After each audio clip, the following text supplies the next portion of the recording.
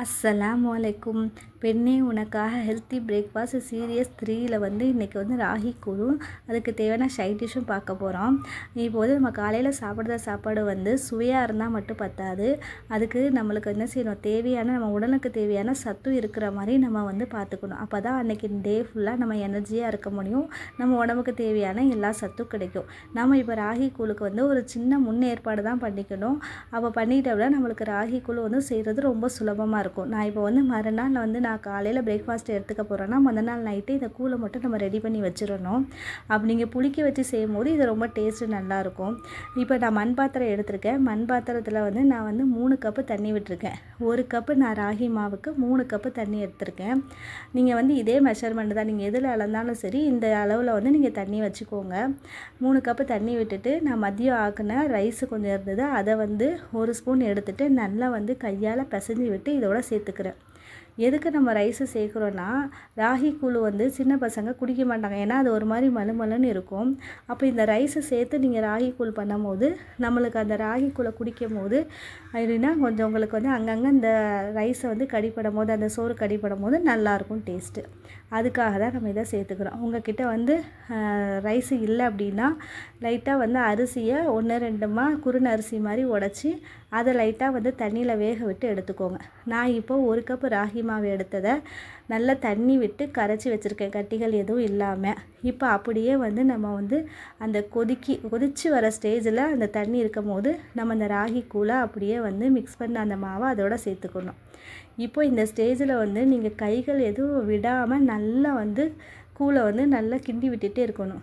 நீங்கள் லைட்டாக கையை எடுத்துட்டிங்கன்னா உடனே கட்டி விழ ஆரம்பிச்சிடும். அதனால் கட்டிகள் எதுவும் இல்லாத அளவுக்கு நல்லா கூழை கரைச்சி விட்டு நல்லா கிண்டி விட்டுக்கோங்க. இப்போ நீங்கள் இந்த ராகி மாவு பச்சை ஸ்மெல்லில் போகிற அளவுக்கு நல்லா கூழை ரெடி பண்ணி காய்ச்சி எடுத்துக்கணும். இதில் பச்சை ஸ்மெல்லு இருந்ததோ இல்லைனா அந்த கூழ் அந்த மாவு வேகாமல் இருந்தாலும் நம்ம வயிற்றுக்கு ஒத்துக்காமல் ஆயிரும். அதனால் நல்லா வேக விட்டு எடுத்துக்கோங்க. இங்கே ஸ்டவ்வை இந்த ஸ்டேஜில் நீங்கள் நல்லா சிம்மில் வச்சு தான் வேக விடணும். நீங்கள் ஃபாஸ்ட்டாக வச்சிங்கன்னா டக்குன்னு கூழை கட்டி பிடிக்க ஆரம்பிச்சிடும். ஆனால் மாவு வேகாது, பச்சையாகவே இருக்கும். அப்போ அது நம்ம வயிற்றுக்கு ஒத்துக்காமல் ஆயிடும். அதனால் சிம்மில் வச்சு நல்லா பொறுமையாக நல்லா கிண்டி விட்டு இதை வேக விட்டு எடுத்துக்கோங்க. இந்த கூழ் காலையில் நீங்கள் குடிக்கும் போது நம்ம வயிறுக்கு ரொம்ப குளிர்ச்சியை கொடுக்கும். அதனால் காலையில் பிரேக்ஃபாஸ்ட்டுக்கு இந்த மாதிரி கூழை நீங்கள் முதல் நாள் ரெடி பண்ணி வச்சிட்டிங்கன்னா காலையில் அழகாக தயிர் மட்டும் விட்டு நம்ம கரைச்சிட்டா கூழ் ரெடி ஆயிரும். இப்போ பாருங்கள், பபுள்ஸ் அங்கங்கே பபுள்ஸ் வருது பார்த்தீங்களா? இதுதான் உங்களுக்கு நல்லா மாவு ரெடி ஆயிடுச்சு, கூழ் ரெடி ஆயிடுச்சுங்கிறதுக்கு உங்களுக்கு நீங்கள் இந்த பக்குவத்தை பார்த்து தெரிஞ்சுக்கலாம். இந்த மாதிரி நல்லா பபுள்ஸ் வந்தோடனே ஒரு மாதிரி ஷைனிங்காக அந்த மாவு மாறிடும். அப்போது இந்த கூழ் ரெடி ஆகிட்டுன்னு அர்த்தம்.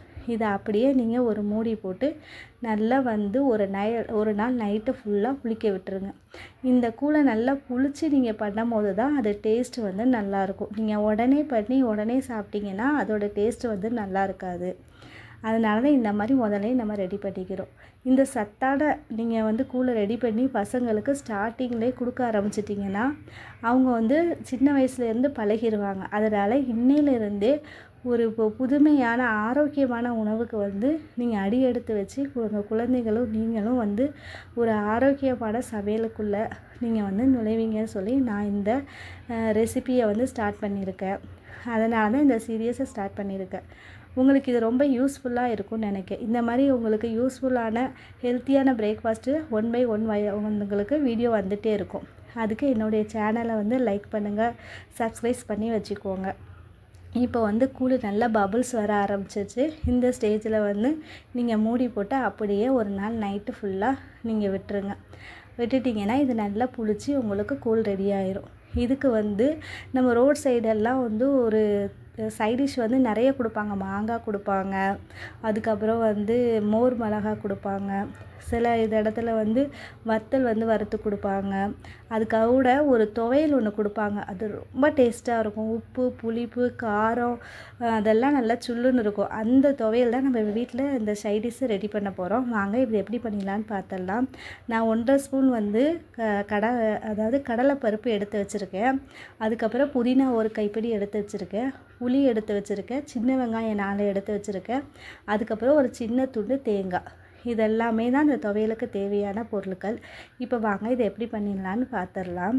கடாயில் வந்து லைட்டாக எண்ணெய் விட்டுக்கோங்க. கடலை பருப்பை வந்து நல்லா வறுத்து எடுத்துக்கோங்க. அதோட கலரு நல்லா சேஞ்சர் அளவுக்கு வந்து வறுத்துக்கோங்க. அந்த எண்ணெயிலேயே அந்த கடலை பருப்பு நல்லா வேகும் போது டேஸ்ட்டு வந்து நல்லாயிருக்கும். இந்த மாதிரி கலர் சேஞ்ச் ஆகிற அளவுக்கு நீங்கள் வறுத்து எடுத்துகிட்டு அடுத்து ஒவ்வொரு பொருளாக 1 பை 1 நீங்கள் சேர்த்து நல்லா வதக்கி எடுத்துக்கோங்க. புதினா, பச்சை மிளகாய், 4 பூண்டு இது எல்லாத்தையும் போட்டு நல்லா வதக்கி எடுத்துக்கோங்க. தேங்காவை கடைசியாக போட்டு நம்ம வதக்கிக்கலாம்.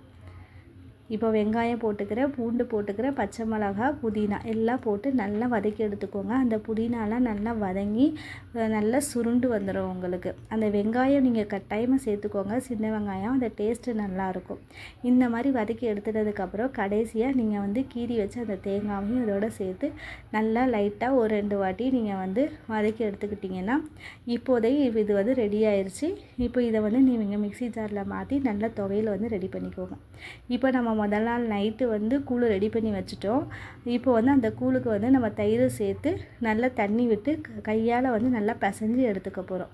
இப்போ இந்த மாதிரி தயிரை வந்து சேர்த்துட்டு இது கட்டிகளாக இருக்கும், அதனால் இதை நல்லா வந்து நீங்கள் கட்டிகள் எதுவும் இல்லாத அளவுக்கு நல்லா இந்த மாதிரி அடித்து எடுத்துக்கோங்க. நீங்கள் வந்து தயிர் கொஞ்சம் திக்காக இருந்துச்சுன்னா கொஞ்சம் தண்ணி கூட சேர்த்துக்கலாம். இந்த மாதிரி கட்டிகள் எதுவும் இல்லாமல் நல்லா அடித்து எடுத்துகிட்டு இங்கே பாருங்கள், முதல் நாள் நம்ம பண்ண கூழ் காலையில் பார்க்கும்போது நல்லா அப்படி ஜெல்லி மாதிரி இருக்குது பாருங்கள், அழகாக ரெடி ஆயிடுச்சு. இப்போ இதை நல்லா நம்ம வந்து தண்ணி நம்மளுக்கு எந்த அளவுக்கு வந்து கூழோட பக்குவம் தேவையோ அந்த அளவுக்கு தண்ணி விட்டு நல்லா கரைச்சி எடுத்துக்கோங்க. நான் வந்து ஒரு 2 கிளாஸ் அளவுக்கு தண்ணி விட்டு கரைச்சி எடுத்துக்கிட்டேன். நீங்கள் வந்து இதை கரைக்கிறதுக்கு வந்து நீங்கள் கரண்டி யூஸ் பண்ணுறத விட நீங்கள் கைகளால் யூஸ் பண்ணி நீங்கள் கரைக்கும் போது நல்ல கட்டிகள் எதுவும் இல்லாமல் நல்லா எல்லா பக்கமும் ஈவனாக வந்து கூழ் வந்து நல்லா கரைஞ்சி உங்களுக்கு கட்டிகள் எதுவும் இல்லாமல் இருக்கும். இப்போது நீங்கள் ரெடி பண்ண வச்ச அந்த தயிரை இதோடு சேர்த்து நீங்கள் உங்களுக்கு எந்த அளவுக்கு உப்பு தேவையோ அதையும் சேர்த்து நல்லா கையால் பெசரி விட்டு எடுத்துக்கோங்க.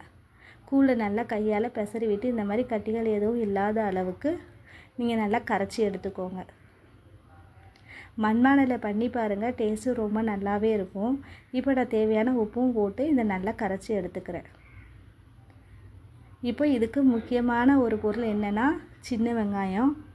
அதை நல்லா கட் பண்ணி வச்சுருக்கேன் குட்டியாக. சின்ன வெங்காயம் ஒரு 10 வெங்காயம் எடுத்து அதை நல்லா குட்டியாக கட் பண்ணி வச்சுருக்கேன். அதையும் இதோடு சேர்த்து நல்லா நீங்கள் இந்த கூழை கரைச்சி எடுத்துக்கோங்க. இப்போ வந்து உப்பு ஒரு வாட்டி செக் பண்ணிக்கோங்க. உங்களுக்கு உப்பு போதும்னா அதோட விட்டுக்கோங்க, இல்லைன்னா கொஞ்சம் உப்பு சேர்த்து நல்லா கரைச்சி எடுத்துக்கோங்க. கல் உப்பு போட்டு கரைக்கும் போது நல்லாயிருக்கும், கல் உப்பு போட்டு கரைச்சிக்கோங்க. இப்போ வந்து நம்ம கூழ் வந்து ரெடி ஆயிடுச்சு. இப்போ ராகி கூழ் ரெடி ஆயிடுச்சு. நீங்கள் அப்படியே வந்து மிக்ஸ் பண்ணி கிளாஸில் ஊற்றிட்டு குடிக்க வேண்டியதான். இந்த சைட் டிஷ்ஷை வந்து நீங்கள் ட்ரை பண்ணி பாருங்கள். இந்த புதினா துவையல் இந்த ராகி கூழுக்கு நல்ல உப்பு புளிப்பு காரத்தோடு நல்ல டேஸ்ட்டாக இருக்கும். இந்த மாதிரி ரெசிபியை நீங்கள் வந்து உங்களுடைய காலை பிரேக்ஃபாஸ்ட்டில் சேர்த்துக்கோங்க. உங்களுக்கு வந்து ரொம்ப ஹெல்த்தியான பிரேக்ஃபாஸ்ட்டாக இருக்கும். இந்த மாதிரி உங்களுக்கு ஒவ்வொரு பிரேக்ஃபாஸ்ட்டையும் நான் வந்து அடுத்தடுத்து வீடியோவில் போட்டுட்ருக்கேன். என்னோடய சேனலை வந்து நீங்கள் சப்ஸ்கிரைப் பண்ணிக்கோங்க.